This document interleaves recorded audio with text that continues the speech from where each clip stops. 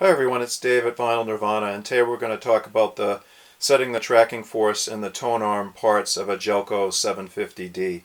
The cartridge on this one is a Grado, and the tracking force is 1.5 grams. Of course, you'll be setting your tracking force to whatever your cartridge recommended optimum amount is.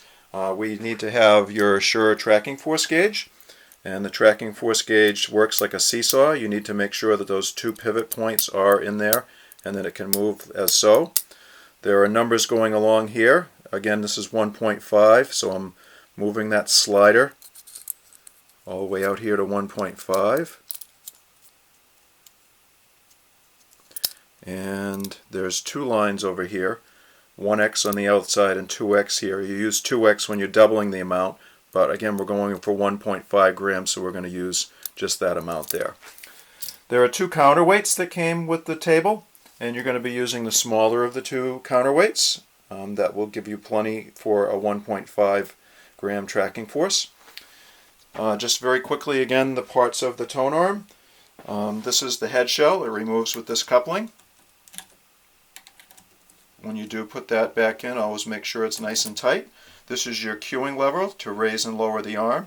This is your anti-skate here. A lot of people confuse this with tracking force sometime.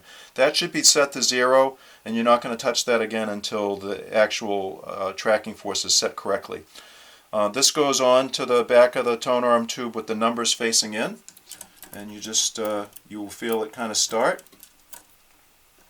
And now I'm going to take the Shure gauge and put the V notch over the spindle, and now becomes the trial and error part. So we're going to see whether we are heavy or light with where I have the cartridge right now. Definitely light because it's not even touching. I'm giving it 2 turns down there. Okay, slightly heavier but still not enough to raise it.